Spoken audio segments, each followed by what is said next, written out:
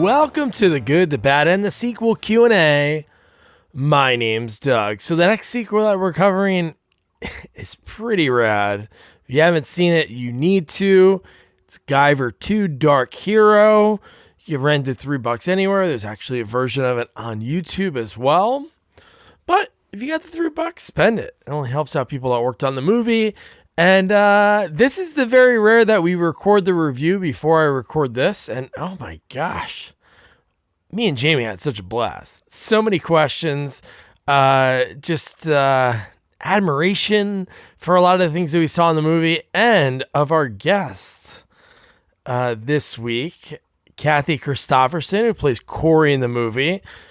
Some amazing behind the scenes stories that she provided when it came for her getting the role. Like, she wanted to be the one that we talked about was that kind of looked like Angela from Who's the Boss. Like she wants to be the bad girl that has the mohawk. That was always a dream of hers to play that type of role, but they saw her and she was Cori and she was born to play that part. And what we talked about during the interview was, obviously, she was working, doing commercial work, doing theater, leading up to that, but that was a big deal, to land a role when you're the star of the film. And man, she's so great as Cori, just absolutely amazing. It was so much fun, and we talked about some other great stories. And one of my favorite parts of the interview, besides hearing stories about Craig T. Nelson, Michael Madsen, her filming, working on Californication, a cool story about that. And it was very interesting. But my favorite part was I got to talk to her mom. There's so many times that I talk to people and I always ask a question like, hey, what'd your parents think of when you went out? And you only hear that one perspective from, in this case, the kid, the child, and how they feel their parents took it. But to hear her mom's answer, it was great, to hear that point blank. And she's 93 years old. God bless her soul. She's amazing. Her mom, it was just so cool that she popped on for 5 minutes to just talk about, what that was like. Her daughter going from, outside of Chicago all the way to California, out to LA to pursue her dream. Really awesome stuff. So before I start the interview, if you're new here, please subscribe. Please follow us on all social media at Sequels Only. Share with your friends, your neighbors, even the guy that you don't like that lives down the street that leaves his cans out all the time. What's up with that guy? Do you have a guy like that? I bet you have a guy that does some kind of quirky thing on their lawn when you walk around the neighborhood and you're like, yeah, this is something. It's like the burbs, but that's what it is living in neighborhoods. You have to create these scenarios that just make the days a little bit better. But so without further ado, here is such a fun person to chat with, and I truly enjoyed the hour. It's up there. One of my favorite ones I did. Actress Kathy Christopherson. So it all started for you. You grew up in Chicago, like in the city area or in the suburbs? I wish. I mean, listen, I love where I grew up, but sometimes I feel a little ripped off because to me, especially now, suburbs seem like a big shopping mall, kind of, that's what I like in it too. But I grew up in the suburbs, and it's interesting that you ask because I tell everybody Chicago, and then my Chicagoan friends are like, "You're from the suburbs." I'm like, "Shh," Yeah. But the second, I think before I even got my license, did I have my permit?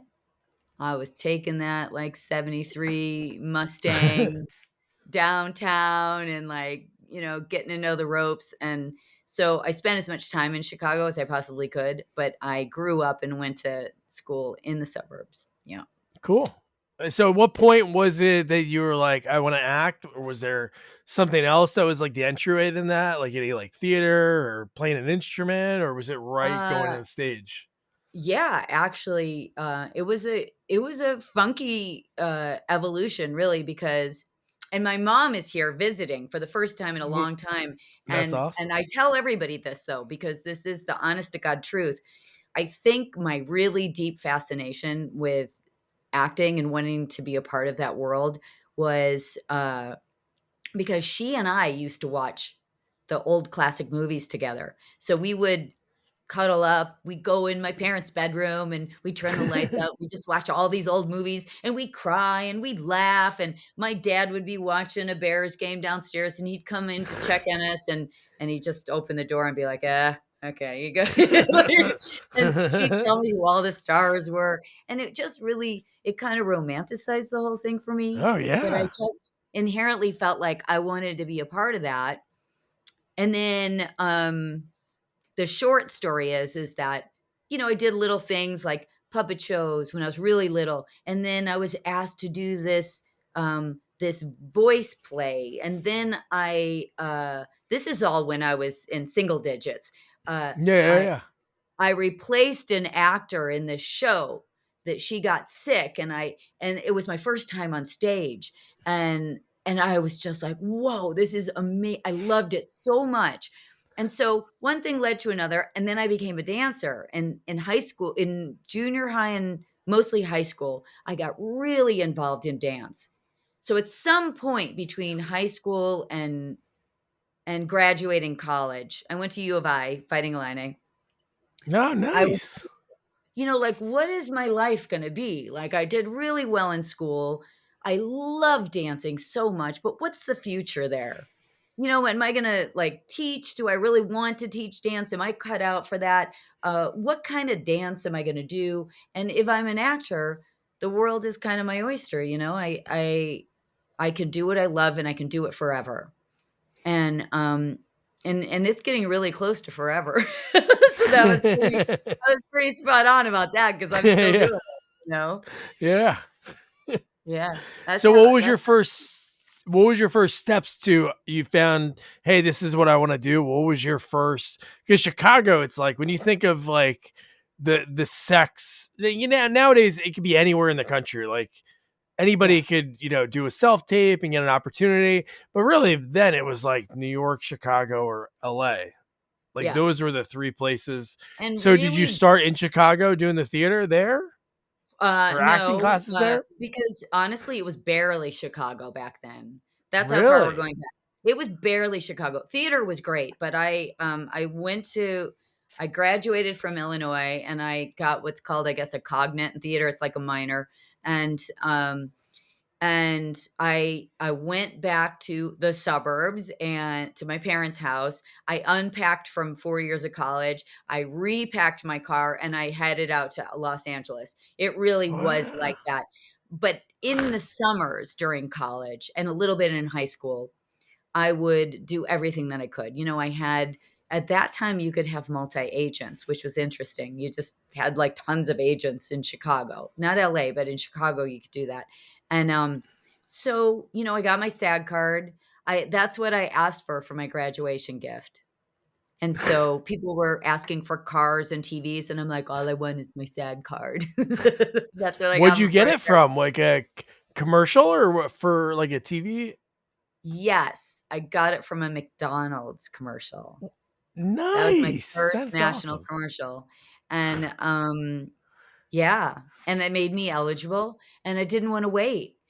Back then it's a different generation right now, and I really hope it changes, and I get it, everybody has this idea, but the truth is that, it will circle around, and when I Yeah. was coming up in this business, it was an honor and a dream to have your SAG card, and it was the only way that you could be taken seriously as a Hmm. professional. And I still feel that way. I know some younger people don't. I think it's a really big mistake because eventually they're gonna go, "We need rights, man." And then they're gonna understand how hard people have fought for the right to, have, be supported by a guild. But that was my dream, and I was taking, classes downtown in between, years in college, and I was the youngest one, and everybody was a professional, and they had their union card, and, um, and so I just wanted to be in that crew, and so I did it right away. So I came out here with a SAG card, which is kinda cool. Wow. What did mom think of this the whole time when you packed up the car? What'd you think about all that, mom, when you wanna come to answer that question? You could just go around here. We are in like Wedding Central right now, and we're freezing Cool. her to death because we brought her into the back building where we specifically did because the Guyver poster's up there, but where the heat is just coming on, and my poor mom is freezing to death. She lives in Is she Florida. still in Chicago, or did I got her she all go to bundled up in Florida? blankets. No, she's been in Florida. Here, you want to just come? Oh, Here, well, just that's come why right she's here. cold. Pop in. You could just sit right in the edge here real quickly. And Hi, Mom. How are you? say hi to Doug. Hi, Doug. How are you, dear? Hi. Pretty This good. is Pretty my good. I was mama. asking your daughter if you were supportive of when she went out to LA, when she packed up her car. Oh, definitely. She was a cheerleader when she was just a little one, Oh boy. and she was always Ah. seen to be on stage, even then. What did you think, Mom, when I said I got back from college and I was like, I'm going to LA. I'm moving to LA across the country to be an actor. I thought, oh, God help me. What did I do wrong? There's the answer. I actually think that's a lie, but okay, maybe maybe Oh, I was worried.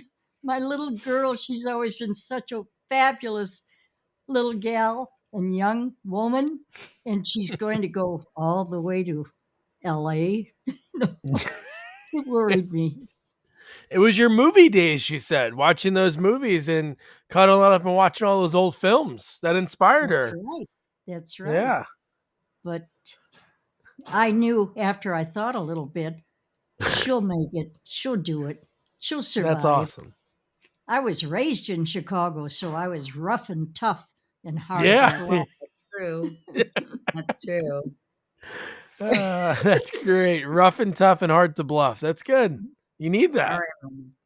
Thank you for sharing all that. Oh, I Yeah, thought I'd thanks just stay for- here forever. Yeah, and you can if you want. become an old lady star. You might get bored. She might start Yeah. taking a nap. When we get into the nitty gritty about Guyver and all that, she'll be like, Yeah. But I wouldn't snore. But I will leave. I can take a hint. okay. It was nice to Mom. meet you. Thanks, Mom. I love you. That's awesome. That's so cool. So do you have any contacts out there? Was there somebody that you knew from Chicago or from University of Illinois that you knew like, hey, at least I have someone I could talk to out in LA? You're bringing back all sorts of memories, man.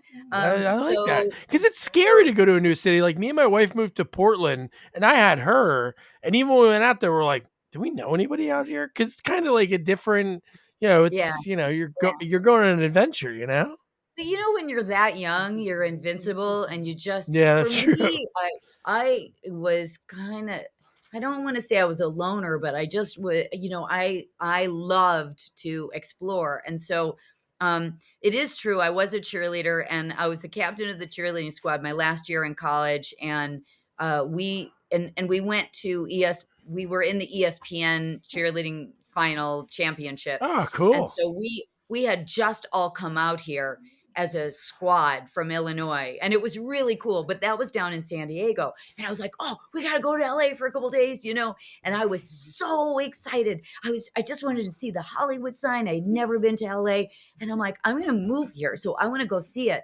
And so I had such a I was so inspired and so excited that I didn't have any fear at all.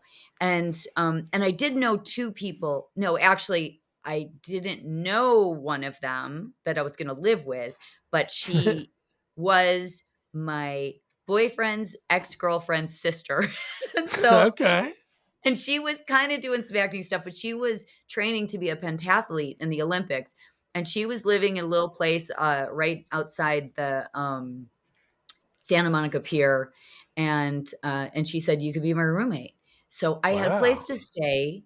And then there was one guy that was in the last acting class I took downtown Chicago, the one that I said everyone was a little older than me. And he was out here trying to be an actor.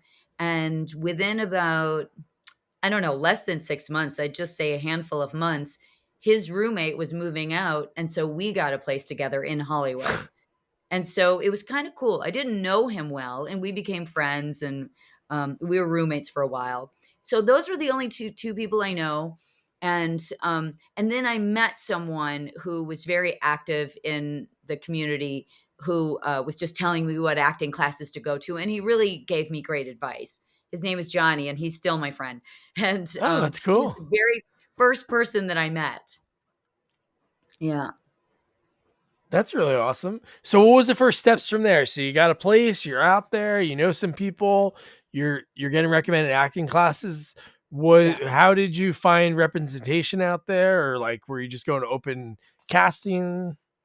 It was tough because I got out here. Imagine being young and so as excited as I told you I was. And I Yeah. got out here and it was during a writer's strike and the town was Oh. dead. It So was was that dead. I was like, 84? "Hi, 84 was I'm this, I'm here." It right? was 88, 84? 88. It was 88. 88. Okay. Yeah. Oh, And, wow. That's not cool.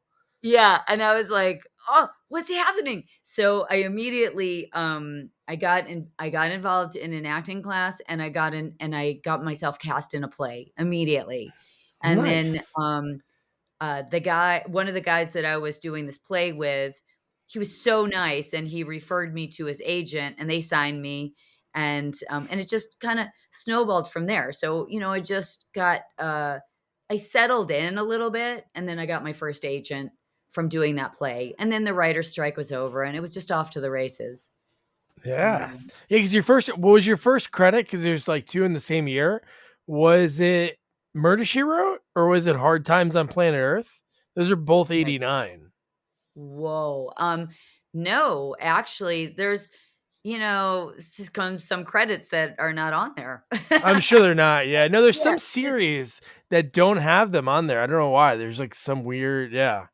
It's never right. I probably at some point, I think an agent got me to take a lot of credits off because they're like, they're gonna think you're like 100 years old, I and know, which is it's ridiculous. it's so silly. But I mean, I worked Yeah. on what was my first, honestly, the first TV role as a guest star, not like, a super, super small part.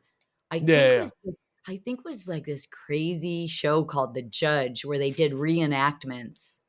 Really? Uh, yeah, they did reenactments of like courtroom cases. It was like one of those kind of like, those shows. I, Yeah. I feel Yeah. Yeah. I feel like that was my very first credit in LA on a TV show. I'm trying to think, but yeah, Hard Time on Planet Earth, I guess that came around pretty quickly. And what else? I should have my And resume Murder She pulled. Wrote. It's Oh like your yeah, first, like that first year. The first time you have a name credit was Step by Step in '91 as Rachel. yeah. Oh wow, yeah. And Murder She Wrote was a funny one because that first acting class that I took, there was a guy in there who became, that I started dating, and he was an actor. And we went in, the Murder She Wrote called for a young couple that was picnicking, and they discovered this dead body. And we were both so excited, and we decided to create a whole little scene around it. And we asked to go in together in the audition. And we went in and we did our whole little scene. And the casting director, who was a pretty big casting director, was like, "Get out of here, you two. Get out of here." And I'm like, I think he was saying that like he liked us. I don't think it was really like, this is crazy, Get out of And he here. cast Yeah. us. Yeah. He cast us. And it was really funny. So it's funny because I still stay in touch with him, and a friend sent it to him recently, and he texted it to me on my phone. And I was like, oh my God, so crazy. Just crazy. Yeah, we were newbies, such newbies. And I was doing a lot of commercials too when I first got there. I seemed to start booking commercials immediately. Well, Yeah. that was the good money back then. Like from when I talked to people, it was like Yeah. everybody's like, "Oh, they go commercials." This guy Peter Jason, who's like a big time character actor, been acting forever. That's what he was saying. He's like, "Doug, those commercials, man." He goes, "I lived in New Jersey for a year because they wanted me to do all these commercials like deodorant, shaving." He's like, "They paid so good, and then they stopped. I don't know when it stopped, but I guess they figured out a way not to have to pay people or something." But That's a whole other podcast, trust me, and probably a worthy one. It's pretty tragic for actors. I kind of missed the crown jewel when it came to, there was an era when I was kind of taking classes in between college years. Yeah. A lot of the people that were older than me were putting themselves through college from one commercial and buying houses Wow. and all that. And by the time I got here, that wasn't really happening. But I have to say, it was still, there was still it was for several years, lucrative enough that I was so busy that I would just get checks, and then I would deposit them and get checks and deposit them and do my thing. And then I'd look at my balance. I'd be like, oh my God, where did, is that my money? Like I Yeah. wasn't even really paying attention. So I guess in fairness, it was still really lucrative. But unless you get a campaign, like Flow, Oh yeah, I um, know. Yeah. Oh my God, some, Flo. I always see Flo or the Toyota woman, which I've yeah, never seen it, or the AT&T yeah. girl, who's actually a pretty good actress. She's in a Yeah, bunch of stuff, but it's like these people have been in these yeah, commercials for years. They they're must all be doing so well, and I loaded. actually worked on one of those, Toyota spots with Jan. She's a Really? groundlings gal, yeah, and I worked with Roy. Oh, that's Roy awesome. was my husband, and he was a big groundlings guy, super, super tall, and the whole time they were like, "Oh, blah, blah, blah, blah, blah, blah," and I was like, I guess I better go to school at the Groundlings, Yeah. It was Yeah. funny. They were friends before. So everybody kinda knows each other, and, she does really well, and, God, I'm spacing out on Flo's name. She's really nice and very Yeah, and she's talented. in stuff too, but it's funny ever since she got that Yeah, campaign because she was in yeah, Ben Stiller's The Heartbreak Kid, but maybe they're just like, here's a ton of money. You don't need to be in any movie. You just need to, yeah. because you don't see those people anymore, really. Well, she looks very different without all that makop on. She Yeah, looks yeah, really yeah. different and just super cool. Really nice lady. And yeah, so still you can get those kind of campaigns, but the days of generally just, booking nationals and, you know, getting super wealthy are pretty much Yeah, yeah. over. It's Yeah, Yeah, they're yeah. Especially, outliers, and that's about it. I know. Especially with like micro ads now with people not having the attention span. There's like 10-second commercials on Yeah. YouTube and all that silly stuff. But back to you, which is really wild because the the beginning of the career, like it's really cool because you had all that stuff that was going on right away. You get out there 88 and then 89, you hit the ground running. But it's pretty wild because the Guyver happened pretty early. Like Yeah. you were only there for a handful of years and you get a Yeah. monster role. And it's funny because Yeah. I only saw that movie because I interviewed Peter Spellos, who was in the first one. Oh, Because the first one had yeah. like JJ Walker was in the first one. It was really That's right. interesting. So I watched That's that right. one. Yeah. Which was And of so course, Mark wild. Hamill. Yeah. Yeah. And so when Peter told me that, I was like, I gotta watch that. And then afterwards, I'm like, I gotta check this other one out because it's like it has like a cult following, which is pretty cool. It was just the 30th anniversary. So what was that Yeah. like watching that movie again? Really, it's not shockingly, more surprisingly fun. I was really looking forward to it because it became an unplanned reunion for a lot of cast and crew members. Not everybody, but it was just like people would catch wind of it and be like, "I'm gonna go." And originally, Steve Wang, David Hayter, and I were gonna do a Q&A after this screening, and then somehow we just got on this thread, and people got added to this thread, and I feel badly because it happened so quickly that not every single person from the cast and crew, of course, knew about it. But it was like an hour away, and so we were not thinking. Steve kept saying, "I hope it's not going to just be the cast and crew," like one of those screenings. But we didn't really care because we hadn't, some of us hadn't seen each other in a while. But the place was pretty packed. It was That's it cool. was it was full, and and the fans are so diehard. It blows my mind. And I also remember that this is a movie that has to be seen on the big screen. You could watch it on your computer on a TV, but on the big screen, it's pretty great. It's really Mhm. pretty great for such it was so independent. It was really pretty low budget, Yeah. Well, you had somebody that worked in special effects that helps, and his career is pretty wild too because he was part of he was like the guy that worked with everybody's crew, like Rick Baker, Screaming Mad Oh, yeah. George, and then he got his opportunity with the first one, and then obviously that was successful enough that people were like, "Hey, let's do a second one." But how did that come to be? Like, was that just a regular open casting call, or did For somebody me, say, "Hey, you should for audition for me. that for you"? Yeah. Oh, it is pretty wild. Uh, at that time, I was pretty diligent about looking at things. There was a thing called Backstage West at the time, and so actors could look in the back of Backstage West, and they would have casting listings.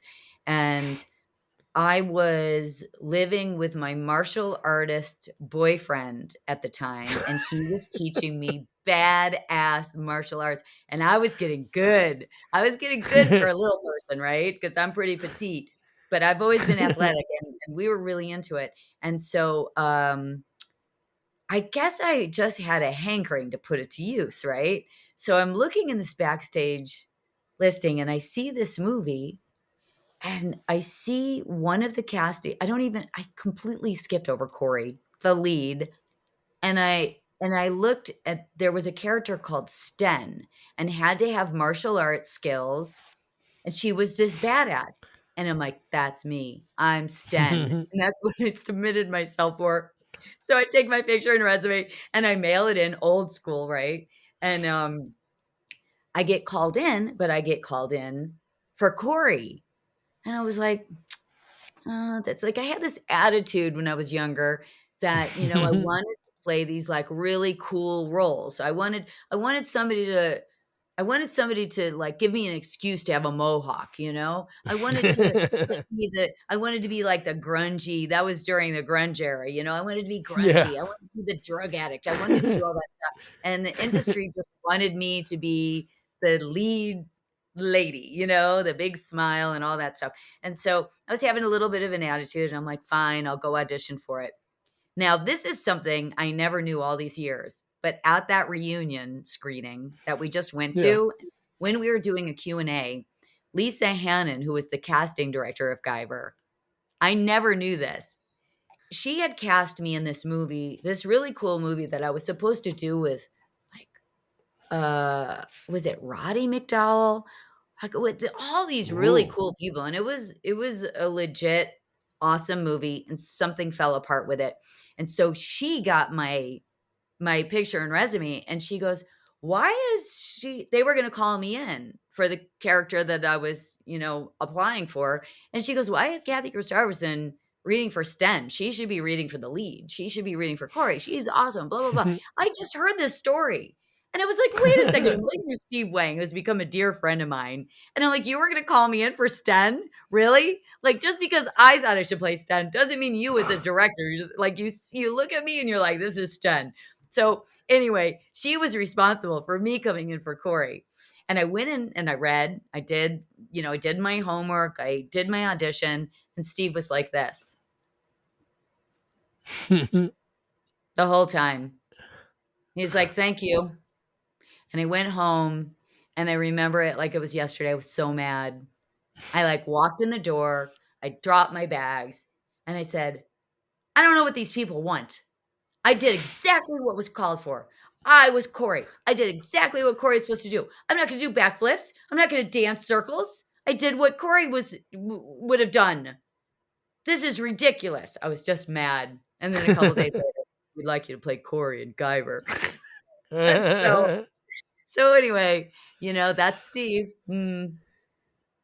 Yeah. Oh my god. So what was it like that shoot? Because obviously you said it had like it had like a lower budget, but was it like a guerrilla shoot, like really like 2-3 weeks, or did you have more than that for everything No, involved?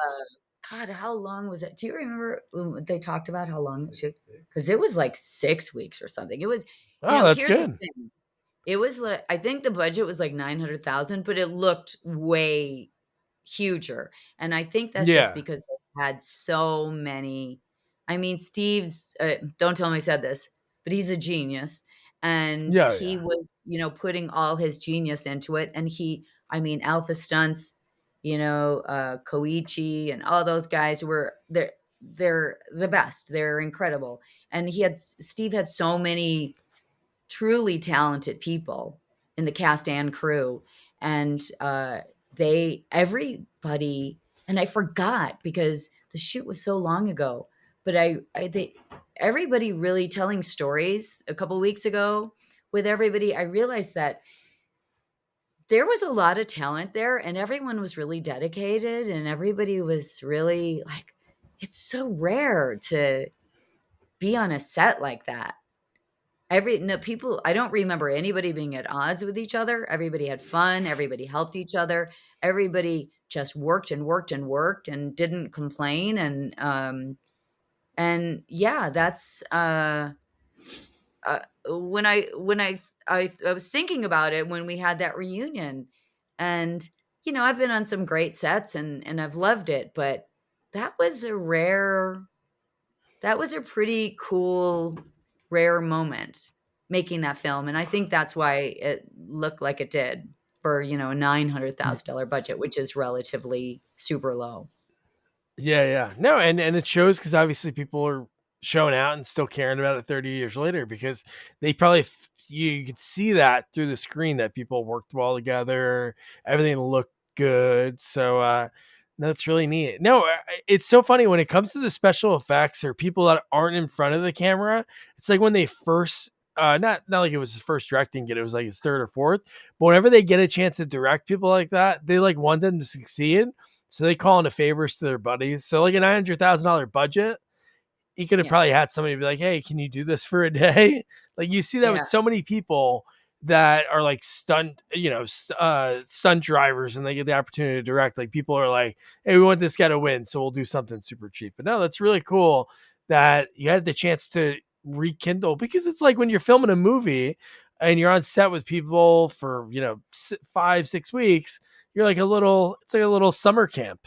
So it's cool 30 Yeah. years later you Yeah. guys can get all together and like Yeah. kind of like reignite some of those memories because I'm sure there's things you said that somebody else is like, oh man, I totally forgot that. So it's really cool when they put those screenings together. Yeah, we were so fortunate that it happened and that so many people were there. And I know a couple of people were really disappointed because they didn't hear about it, and I felt terribly because it was a fast and furious kind of thing, how it evolved like that. And I told a couple of people, why don't we just have another reunion up at the farm, Yeah. and I'll have Chris, my other half, just put after the wedding, of course, and we'll just put a big projector screen up in the middle of the yard, Yeah. and we'll invite like all the rural community to come see, but we'll have a reunion, and everyone's like, oh, okay, so who knows? Maybe we'll do it. It'd be really That'd be fun. awesome. That'd be really Yeah, cool. I love when they do the screenings nowadays, like in where the movies were filmed. Like they did one for Troll 2 when they made that documentary like 5-6 years ago. They went out to Utah. And I think where they filmed The Sandlot in Utah, like they get together like every so often with like the cast and stuff. I think it's so yeah, cool because for the actors, sometimes when you have movies like that or like Lightning in a Bottle, sometimes they don't, especially with kid actors. Some are like, "Hey, I don't want to do this when I get older." So it's like this cool thing. You see these people get together, like I mentioned, reignite those memories. It's pretty neat. So that must have been so yeah, cool. Now, what kind of premiere did you guys have for that? Somewhere in LA? Like, were you able to see yourself on this big screen? yeah. I don't really remember. Oh, I'm gonna get in trouble. I'm gonna get in trouble. You're gonna get me in trouble. No. I don't remember where it was. I feel like it was in the valley somewhere, but it was in a theater. It was in a Cool. theater. That's good. I You guys remember had one. that. There's some movies that don't do that, even like bigger budget ones. So that's pretty awesome. That because that's important too for everybody to see that product because like when you do stage, you see the audience's reaction right when you say your line. But with Yeah. this, you work on something, you're not seeing anything, until you see other people enjoy it or you read Yeah. reviews or. And I did forget that it did, listen, these movies are, we love them because they're kitschy and you have all these outrageous situations and monsters and whatever. And that's one of the reasons I think some of us like it. But on the big screen, I kind of forgot how cool so many things looked. I mean, I was just like, "Oh, yeah," and I remembered that as a newbie, I had never actually been cast as a lead in a movie. Well, I had, but it hadn't been made, and so, Yeah. it was my first experience, and I would show up to set and sometimes not know what to expect, and I'd walk into there was a sound stage in Van Nuys, and I walked into this big cave, and I'm like, "This is amazing," because it was so good that there was no acting required. You just Yeah. respond to what you're seeing. It was really neat.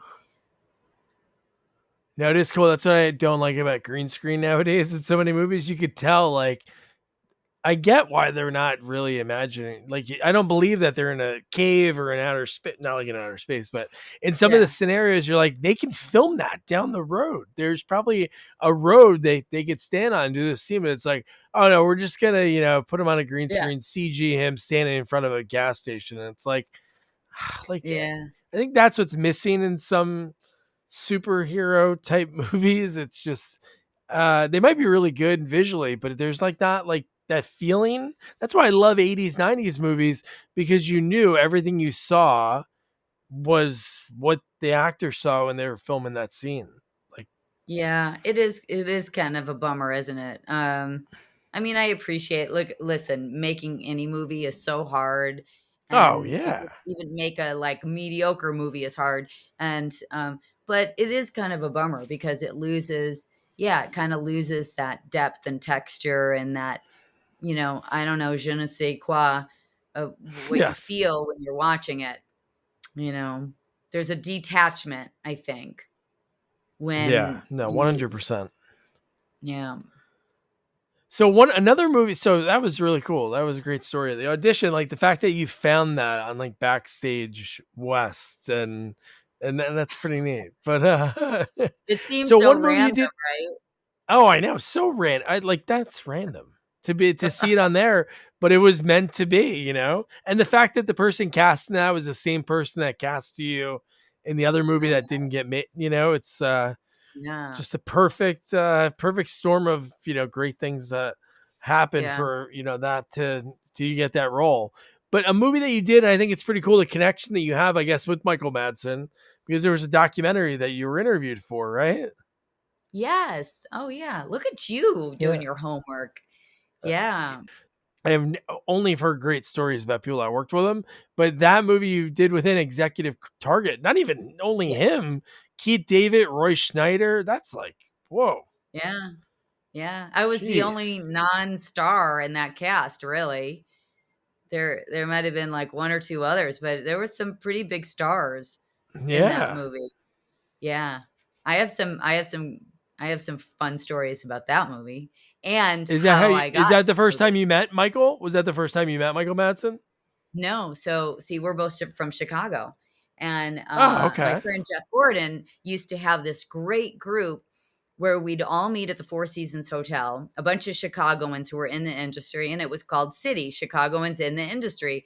And every month we would meet there, have breakfast, and he would find somebody who had made it pretty big from Chicago in the industry to come have breakfast with us and then talk a little bit about kind of like what we're doing. And Wow. so I tried to go every month. I didn't make every single one, but I made this one. It was Michael. And so he was talking, and then I asked a question, and he made, I don't remember what the question was, but I asked a question, and he just sort of like started talking to me like it was only the two of us in the room. And he was like, he said some very nice things about me. And I was a little embarrassed because these are all my peers. I'm sitting there and he's like, "Oh, you're a really beautiful woman, blah, blah, blah. And you remind me of so and so." I was like, "Oh God." Anyway, back to my question.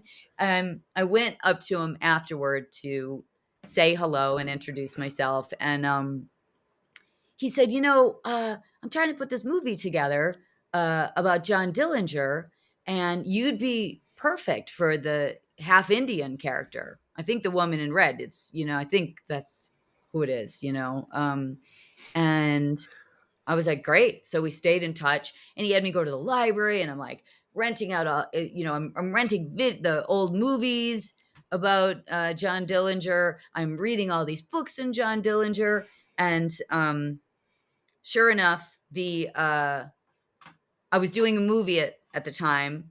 I was on my way to a set to another state to do a movie, and the movie got trashed because the investor bailed with all the money.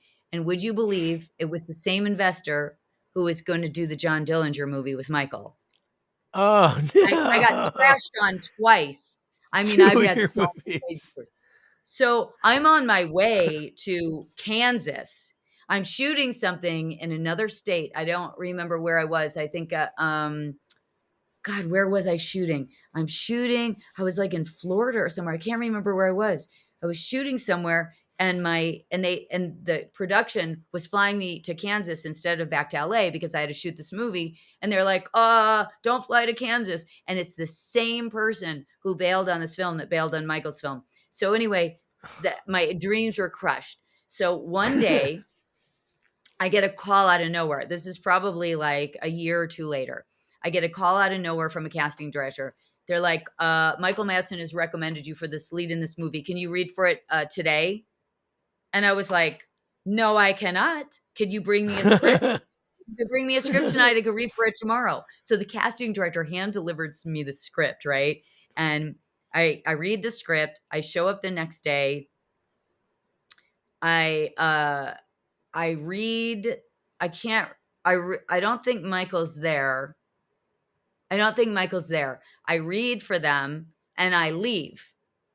And I'm going down the 405. I'm 20 minutes away, and the casting director calls me on my phone. He's like, "Where are you? We were supposed to wait out in the hallway." And I'm like, "What? I'm on the 405. I'm like 20 minutes away." He goes, "Can you come back?" And I'm like, "I'm really far away now." And he goes, "Well, can you just come? The producers want to see, they want to like talk to you, and they want to like have you read again. Can you come to the set tomorrow and read with Michael?" And I was like, okay, Wow. it was their first day of shooting. It was their Oh first my day of god. shooting, and this is for a lead, right? And Yeah, yeah. so I show up the next day, and Michael had said to me, and he had talked about this at the Four Seasons thing. He said he told a story about Thelma and Louise that he didn't want to read for it because he said he's a really bad auditioner, and he won't get the part. That just sit down and have meetings, right? So I get to the set. Michael's in his wardrobe. He's shooting. He comes into the trailer, the producer's trailer. I'm there. I'm reading. They're watching my demo, and they're watching scenes from Guyver. And he's going, "Look at her. Look at her." Again, I'm like, "Oh my God, this is so embarrassing." Again, right? And so he goes, "Kathy, do you want me to read with you? Because I'm not a great reader, but I'll read with you if you want." And I'm like, "Yeah, I want you to read with me. You're the character. You're right here. You're in your Yeah. wardrobe. Of course I want you to read with me." So he reads with me, and I was like, "Oh my God, you're right. You are so bad at auditioning. This was like, I should not have had you read with me. Like, what are you doing?" Like, it was really bad at reading for the audition. Yeah. So I go out, and they tell me to go out and wait. Some other girl comes in. Michael comes to my trailer after, and he goes, "You booked the job." I'm like, "Okay, cool. So this is how I need for my credits to be." And he goes, "Oh, you got a lot of balls." And I'm like, "Yeah, you got to make sure I have like single card, single card." So we were immediately like two Chicago people, just really, he was very good to me. It was a crazy film, but everyone was good to me, but he was really good to me. And I had a blast with him. And I'm really, they asked me to be in that documentary, which was awesome. But then a second editor came in, and when they made it into a movie, like it's going to supposedly be like a series of movies, like Ah, okay. kind of like But when they made it just a movie to screen, I got cut. I was really hurt. I was really bummed out because I had a funny story, and I had a funny story. I won't tell it to you because hopefully the producer kept saying, "You're in it. Yeah, You're in hopefully it. it's in You're there. great. Yeah. Everybody loves you. It's like a 5, segment thing, and you're in one of the segments." And I'm like, okay. So they invited me to the screening of that movie, and I just was like, so great. Quentin Tarantino talks for like 15 minutes, and that's one of the reasons I got cut. But he's funny, Yeah, funny. yeah. So what can you do? But he could have gave a minute or something for. But Yeah, hopefully yeah, your like story is like a 1 minute. 5-part series. Yeah. I hope so. I hope so. They told me that, but I don't really know what's happening with it. Just it was a good experience, and he's awesome. Yeah, it's cool they did the Chicago thing. That's what I was trying to like get to before because during that era, like just before you were coming out there, like in Chicago, that's when like John Cusack, like all those people were in high school at that time, and they filmed Yeah. Class. So I talked to James Dumont. Does that ring a bell? Oh yeah. He's Wait. he's from Yeah. Chicago. Yeah. Yeah. Oh, that's Okay. funny. He used Yeah, to. because We he used told to me that be. story about the Chicago thing, like in LA. He's like, yeah, all the Chicago people from Chicago would get together and they would just like shoot the shit. So I don't know if it was the same setup. I don't know if it was like an actual like breakfast sit down, but he told me that. Maybe it could be. I mean, Chicagoans kind of, they somehow gravitate toward each other. It Yeah, could yeah, be. I yeah. didn't know James at that time, so it could very well be the same thing. Yeah. Yeah, that's pretty cool that they do that because you're in a new city. Obviously, you make friends and you know people from being on jobs, but it's good to like. It's like that weird thing, like you're on vacation and I run into somebody that, oh, I'm from New Jersey. It's like this weird kinship that like it's like, all right, we're cool. Yeah. Like we're the same. So it's cool, especially when you're going into an industry that has so many people battling for one role. That you have people that can give you like some kind of advice, tell you some of their stories of ups and downs. So no, that's cool. That's really I neat guess it that just you met him through I that and always it worked. yeah, I feel like it brought it that event, that monthly thing brought everything down to earth. Because I guess whenever you're from the same town, Chicago in particular seems to be very uh, grounding for people for whatever reason.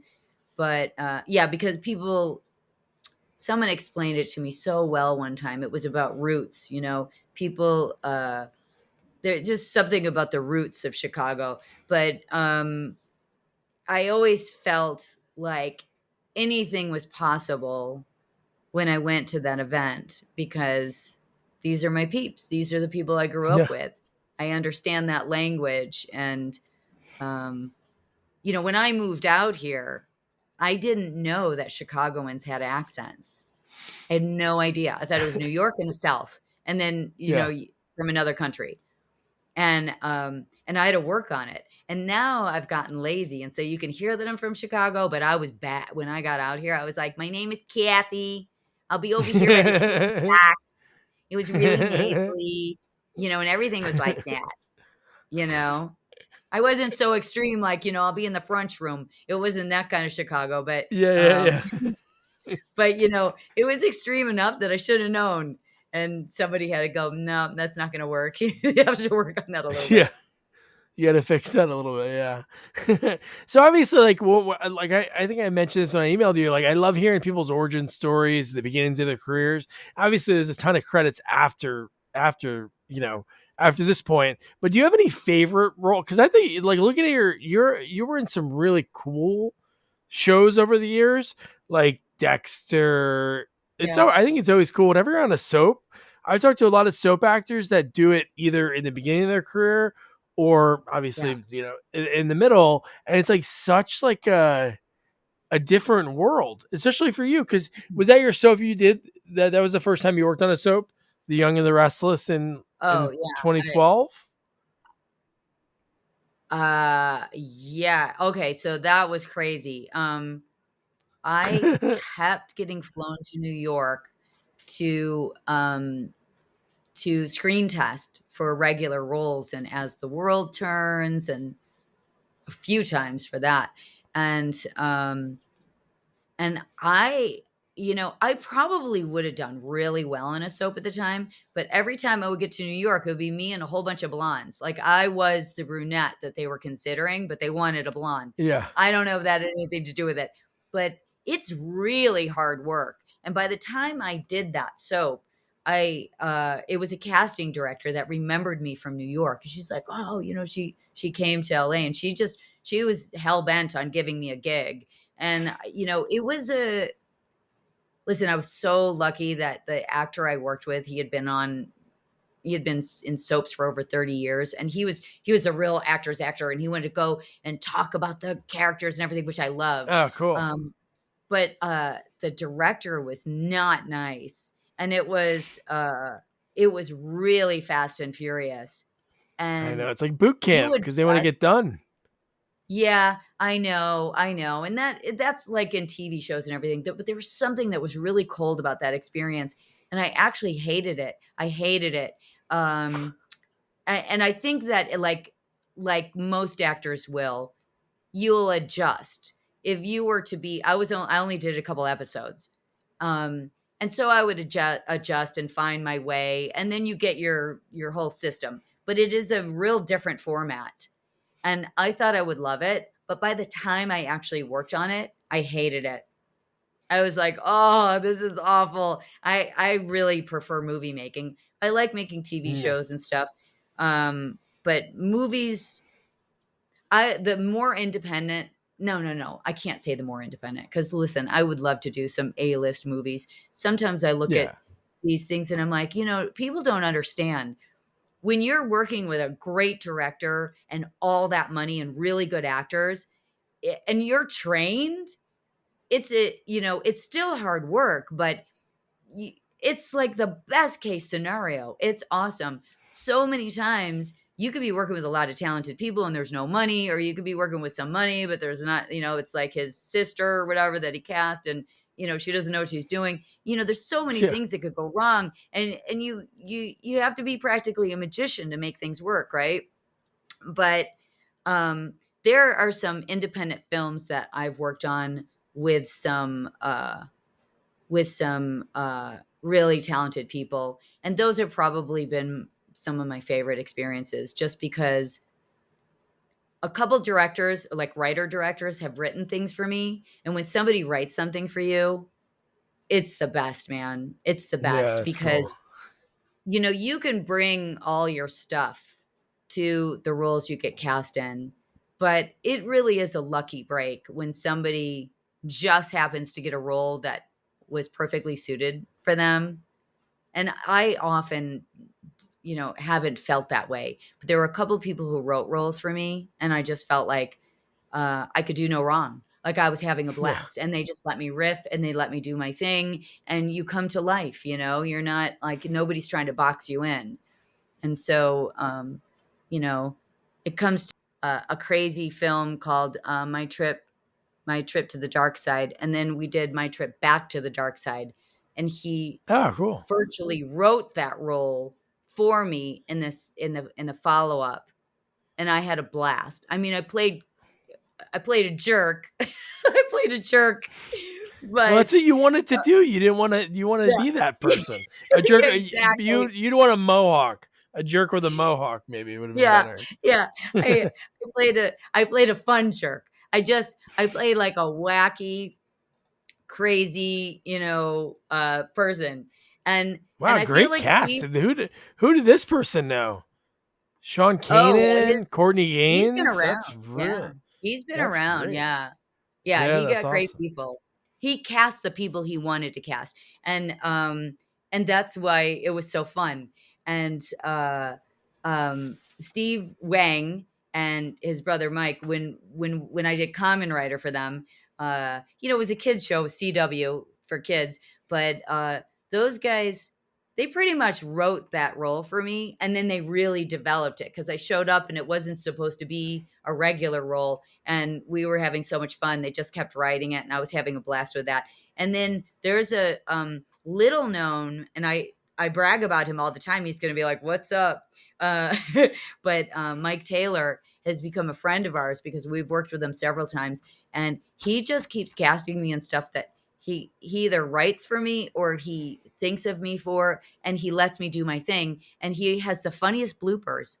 He has the funniest bloopers and stuff. I haven't even seen the latest thing, and I know the bloopers are going to be funny because every time we get whatever, like I do what I want, he does, I do what he wants, and then he lets me riff, and it always winds up in some crazy bloopers. And so things like that just make the world go around for actors, I think, outside of, being in a Martin Scorsese film or Quentin Tarantino film, which we'd all love to do and would be amazing. And if they're watching, and I'm sure they are, like, let's get on it before it's too late. Yeah. That would be incredible. That's the be all end all. But in the meantime, you want to make sure that the magic is happening on stage or in movies, whatever you're doing in your work, because it's really hard to be an actor. The business just sucks in so many ways. And there's so much heartache and there's so much rejection and there's so much frustration. And, there's highs and lows, and the lows can be pretty low. And so you want to make sure that you get as many opportunities as you can to create and work with people that you love and work with people who are excited about what you bring to the table. So you really get the green light to just like put it all out Yeah. there, because that's why we do what we do. No, I went off. Like you said, the highs and highs and lows and lows. I think going through all of those, the audition, acting classes, no matter what, it's like I've talked to so many people. Like when you get to a set, like that's what it is. That rush of being like, all right, camera's rolling, and then it's like, this is what it's all for. Like even if it was a year of rejection or just anything, I think, and you're creating something with so many people.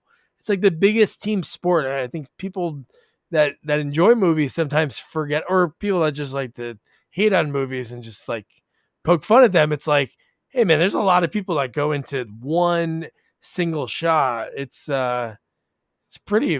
unbelievable when you really think about it. In some of these movies, you think there's not much going on with just a man sitting on a couch with a camera pointed at him, but there's so much lighting and there's just so many people involved. It's like a beautiful thing. It's unbelievable. Yeah, I tell you, and same with acting. Everybody thinks they could be an actor. It's hilarious. I'm a natural. No. I don't really believe in such thing, because you can, some people are just naturally charismatic and the camera loves them, but you're always going to be limited if you're not crafted, in my opinion. And maybe that's because I kind of come from a theater background, but it's only a matter of time before something goes down. And if you don't have an arsenal of crafting and you don't have a whole bunch of stuff in that toolbox, you could really fall on your face hard. It could be painful. And and if you do, you start pulling stuff out. And sometimes those are the magic moments, but there are moments that are inevitable that you'll just say, oh shit, that did not go well. I gotta like, I don't know what to do. You have to know what to do. You have to fix it. It's interesting. Well, another thing that's I think is pretty cool is you were in like in my age, like watching like like the cable shows. It was like you were in all the Entourage, Californication. Oh yeah, I was in episode 4 and 5 on the first season of Californication. Yeah, we didn't know what it was yet. That's my point. We didn't know what it was yet. And, really? Yeah. Do you want to hear a story about that? Yeah. So I get called in to read for this role, and I had never done any nudity. It had come up a couple times, and I just really, I never, I mean, I have nothing against it at all. I just didn't feel comfortable.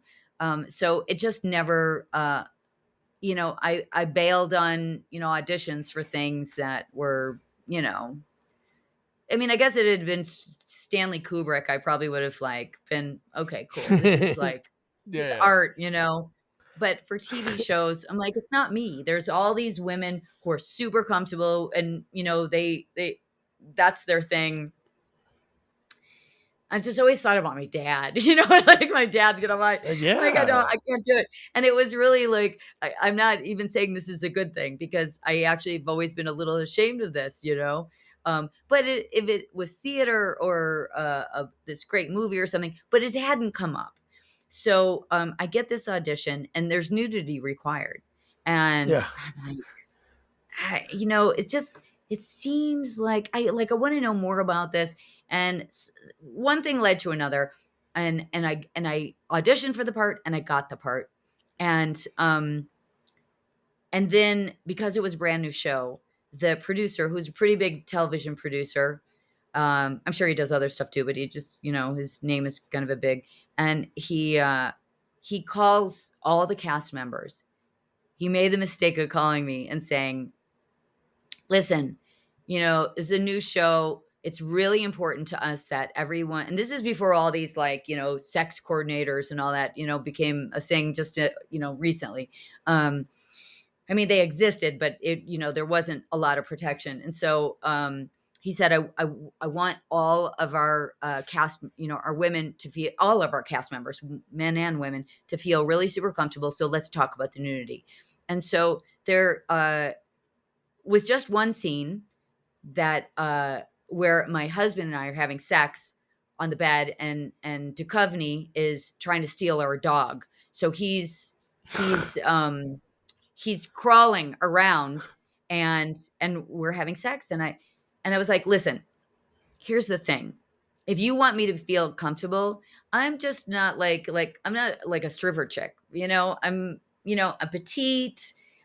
I I would feel really sexy in like a little bra and little panties, you know, like whatever, and just leave it at that. And I promise you, I'll feel a lot sexier, and I won't feel uncomfortable at all because I'm just not like it's not. I'm not. I don't have that kind of body where like, you know, I don't really have a stripper's body. So that's what I said to him, and he goes, "Okay, that's what we'll do then." And I was like, Wow. oh It my works. God. I didn't really feel comfortable. And I Yeah, I should. don't blame you. I had an ex-boyfriend who was he's a rocker guy from, you know, he played for Aerosmith for a few years. And so he had seen it all. And he's like, Kathy, you have an amazing body. Just do the role. You know, just do the role. Like everybody's doing it. He's naming all these huge stars, you know, just do the role and stop being such a little sissy, you know. And so I was like, okay, I think that's why I took the part, actually. And but it wasn't in my heart. Like I was really nervous about it. I didn't want to do the nudity. And so and I had been around for a long time at that point, you know. So I Yeah. somehow finagled my way out of it. But this is what happened. I got there. I like a little bra or whatever, a little, you know, they do the thing. And I was working with Robert Murrell, was playing my husband, and he was great. He was so great and so funny. And he and I were just, he was saying the most horrible things, and I was saying the most horrible things back to him. And I came with all these props. I was like, I should be doing a crossword puzzle from the New York Times the way my husband's behind me, and I should be ignoring him. I should be watching TV. I have all these ideas. And the writer was loving it, and then they panicked because they were running out of time and they were going to get a meal penalty, and they did. And so then they took away all my props, and it was just like sex, right? That was just one of our scenes. So when I got to, and this really is a lesson, when I went in for ADR, which for people who don't know, that's, you know, additional um digital recording. And so you're seeing on the screen, and you have to like put in sound, like some of your voice and some of your lines maybe weren't heard. And I was like, where's our scene? Like it's all David Duchovny crawling around looking for this dog, and you don't really see us. And I was like, what happened to the scene? And I'm like, oh, Oh. there's just one little thing missing. So lesson learned, you know. And we were so fun. Like we were so funny. but that's not why they Oh. put that scene in there. It wasn't to be funny. And then you watch the series and you're like, they were real like hardcore nudity and sex scenes and everything for Yeah. that first season. Yeah. Hardcore. So, oh well. But you have a good story about it. No, yeah, no, I couldn't imagine it. I don't know if somebody said I couldn't do it because I'd be like, that's forever in a movie. Again, I'm not against people Yeah. that do it, but it'd be hard. I don't know. They said, hey, Doug, you can have this role, but you gotta, I don't know. I don't think I Yeah. could. Oh Yeah, yeah. And like people are like Googling it right now because there's these screenshots. Even from that, there's these screenshots and me I'm and sure. Robert, like, okay. But just imagine, like, I don't know, you have to have the Constitution.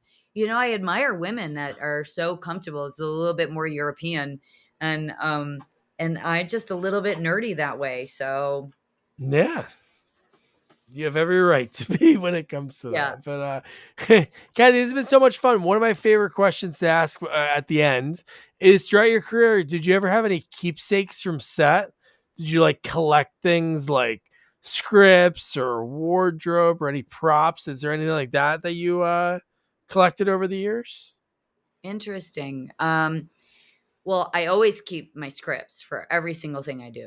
I've even kept scripts from things that I've auditioned for and didn't even realize that I auditioned for both lead roles in Breaking Bad until recently. And I was going through the file of them and I was like, this is Breaking Bad. And it wasn't called Breaking Bad. That's It was like awesome. Untitled. And I'm like, I read for both the wife and the sister. And oh, mom, my mom's talking in the It's background. Sorry. okay. I can't even hear her. Um, That's fine. Oh, good. So I'm trying to think. Surely I must because I kept a lot of my wardrobe from Guyver, and I remember, and I kind of wore this jacket as an homage, but I kept the actual jacket and a lot of the things. I think all of my wardrobe for many many years, and I thought. Oh, somebody would really like this wardrobe, They'd be like, "That's Cori's wardrobe," and I don't know what I did with it. I don't know. Maybe I eventually gave it to Goodwill or something. Don't tell Steve. But I'm going to think about this. I'm going to think about this. I'm going to come up with something later, and I'm going to be so Okay. upset that And I then shoot didn't me an think about email. it. And then when I edit this and get it out there, I'll add it in. No, because I've had people sometimes it's like, oh yeah, I talked to Stuart Penkin and he looked to his right and he goes, yeah, Doug, there's a closet there that has a stack of scripts. He goes, I don't know what to do. Maybe one day I'll, put the burden on someone that has to take them. And this other guy had like all the the parting gifts from being on movies. They give away like a t-shirt to the cast and crew. So Yeah, we had like a yeah. full dresser of those. So, and then some people had some cool keepsakes, but it's again, sometimes it's like, hey, I have those memories. I don't need to have any props from it. But yeah, if you think of anything, let me know. Well, But you didn't just make me think of something. I mean, I do have every script that I've ever done that yeah, I know of. I've saved everything, and that's a lot of paper. Um, but Craig T. Nelson gave me a gold bracelet engraved when I did an episode of Coach. And I've saved really, that, of course. It was really cool. I think that he gave it that's to all super awesome. the guest stars when they came on, and it was so neat because I was so intimidated by him when I very first start working on it, and I because he bet was he's like very 7 serious. foot. He looks like he's 7 foot, Yeah, and yeah, yeah. And he was also a film star, and I was very young, and he was very serious in the table read. And you go to the table read, and I always think we're all going to be super friendly, like we're instant best friends. And some people are just really super professional, and they're there to do work. hmm So I was like, oh, he doesn't like me. And then he wound up to be such a love, and I thought that was I think it was a thing he did with all of the guest cast. And I that's thought awesome. that's such a neat thing because that's a keepsake. And it's one of the actually there's a couple things that Sandy Calora gave he did like a cast of the creature in a thing I did. Me and Troy Garrity did called Solomon Bernstein's Bathroom, and we have a writing joke because he was really super tired, and at the and the very last shot of the entire shoot, he broke these things out to give to all the cast and crew, and didn't realize that he was so tired he forgot the N in Bernstein's, so it said Solomon Bernstein's Bathroom. And somebody started laughing. He goes, he spelled it wrong. And he was like, what? He just made all these like cool casts. I have things like that. If a director or somebody from a production gives things, I keep it forever. And cool. And Steve Wang just bought me this book. I'll promote this book for Dom O'Brien because I'm interviewed for this. And Steve got a copy early, and I go, I don't have one. And so he sent it to me, which was really super cool. Yeah. Don't tell anybody else that, because then everyone will want Steve to send them a copy. But I haven't read it yet. Have you read it? No, it's really I haven't. It's from both Guyvers he talks about, and it's supposed to be a real page turner, but Oh, cool. I'll have to check it out. Yeah. No, that's awesome. It's been a lot of fun. Here's a quick story because you mentioned Coach. So I interviewed this puppeteer who worked on dinosaurs, and he said back in the day they would have like the cast and crew, but usually it was the crew were in a softball league, and he said the best was when we played Coach, it was everyone that was like writers, producers, people behind the scenes, but Bill Fagerbach, Dauber, he would actually show up to play in the softball game and hit home runs. That was a big blonde guy, right? Yeah, he was a big, and now he's the voice of Patrick on SpongeBob. Yeah. But it's like so amazing. Like he's like all these other like shorter people, non-athletic, were there, and he's like this guy would show up and he just hit home runs. Yeah, but that's cool. Kathy was a blast. Like she found Guyver too, which is very rare. There's not a lot of time for movies like that I've heard stories. Obviously, there's always like open casting calls. Manager finds out, but she went on back pages and she, looked out for the role for herself. And it's cool, that whole Chicago thing. Like when I talked to James Dumont a few months back, like there's like that kinship with Chicago. I don't know if New York does it or any other cities in the United States when they're out in LA get together, bring in an actor that has experience to tell some stories, give some advice. But that's what Michael Madsen did. And it's super amazing. She had that experience working with him on the movie. And then hopefully her stuff, her story gets left into the documentary, because, man, Madsen is one of those guys. Super interesting, super quirky. I always feel like he is the guy on screen.